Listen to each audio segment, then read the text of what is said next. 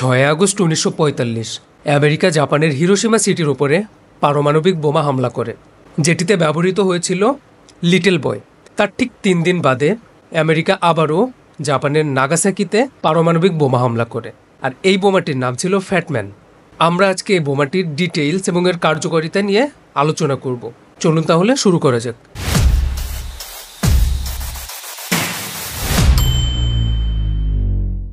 Fat man বোমাটি little বয়ের থেকে বেশ এফিসিয়েন্ট ছিল।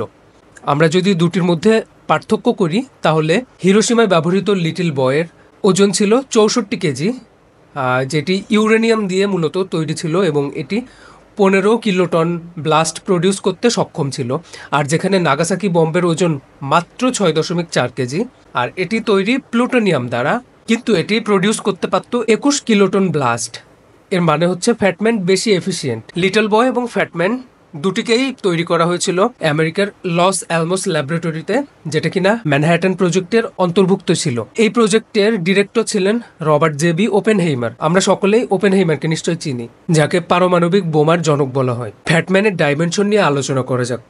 বোমাটি 128 ইঞ্চি লম্বা এবং 60 ইঞ্চি চওড়া ছিল, আর এর ওজন ছিল প্রায় 10,300 পাউন্ড। এখানে একটি মানুষের সাথে কম্পেয়ার করে দেখানো হলো। ফ্যাটম্যানের কোরের মধ্যে ছিল বেসিক্যালি একটি প্লুটোনিয়ামের স্ফিয়ার। এই প্লুটোনিয়ামের স্ফিয়ারটি মূলত একটি সকার বলের সমান ছিল, যার ওজন মাত্র 6.4 কেজি। এই প্লুটোনিয়ামই মূলত ভয়ানক বিস্ফোরণের জন্য দায়ী ছিল। প্লুটোনিয়াম একটি তেজস্ক্রিয় মৌল, যেটাকে কিনা 1940 সালে আবিষ্কার করা হয়। তবে প্লুটোনিয়ামকে ম্যানমেড এলিমেন্ট হিসেবে ধরা হয়। এটি ইউরেনিয়ামের ওর থেকে পাওয়া যায়। প্লুটোনিয়ামের স্ফিয়ারের চারপাশে হাই এক্সপ্লোসিভ থাকে, আর এই এক্সপ্লোসিভগুলো 60% RDX এবং 40% TNT দ্বারা গঠিত হয়। ফ্যাটম্যানের ভিতরে 32টি ব্রিজ ওয়্যার ডেটোনেটর ছিল, যেটি বোমার চারপাশে আটকানো ছিল এবং 24 ভোল্টের ব্যাটারি দিয়ে কানেক্ট করা ছিল ফিউজিং সিস্টেম হিসেবে। 9 আগস্ট 1945 একটি বোয়িং B-29 বিমান 7 ঘন্টা জার্নি করে ডেস্টিনেশনে পৌঁছায়। এটির প্রাইমারি টার্গেট ছিল দ্য সিটি অফ কাকুরা, তবে ঘন মেঘ থাকার কারণে টার্গেটটিকে সরিয়ে পরবর্তীতে নাগাসাকি করা হয়, যেটা আগের ডেস্টিনেশন কাকুরা থেকে 100 মাইল দূরে ছিল এবং এটি আরো বেশি বড় ছিল। এখানে প্রায় 2,63,000 মানুষ বসবাস করত। প্রায় 17,000 ফিট উপর থেকে ফ্যাটম্যানকে ছেড়ে দেওয়া হয়। বোমাটি নিক্ষেপের প্রায় 47 সেকেন্ড পর ফ্যাটম্যান 1600 ফুট উচ্চতায় পৌঁছায় এবং এর র্যাডার অ্যান্টেনা সিগন্যাল ইমিট করা শুরু করে। এই সিগন্যালের দ্বারা ফাইনাল অল্টিটিউড এবং কারেক্ট হাইট মেজার করা হয়, আর এরই সাথে সাথে 32টা এক্সপ্লোডিং ব্রিজ ওয়্যার ডেটোনেটর কাজ করা শুরু করে। এরা ইলেকট্রিক্যাল স্পার্ক রিলিজ করা শুরু করে এবং বোমাটির মধ্যে একটি শক ওয়েভ ক্রিয়েট হয় এবং বাইরের দিকের এক্সপ্লোসিভের বিস্ফোরণের ফলে এটি ভিতরের দিকে প্রচন্ড চাপ সৃষ্টি করে। প্লুটোনিয়ামের কোরটি একটি বোরনের প্লাস্টিকের শেল দিয়ে মোড়া থাকে। বাইরের প্রচন্ড চাপের কারণে চেইন রিয়াকশন শুরু হয় এবং প্লুটোনিয়ামটি ভয়ানকভাবে কম্প্রেস হয় এবং এরই ফলে মারাত্মক বিস্ফোরণ হয়, যেটির মাত্রা ছিল প্রায় 21 কিলোটন।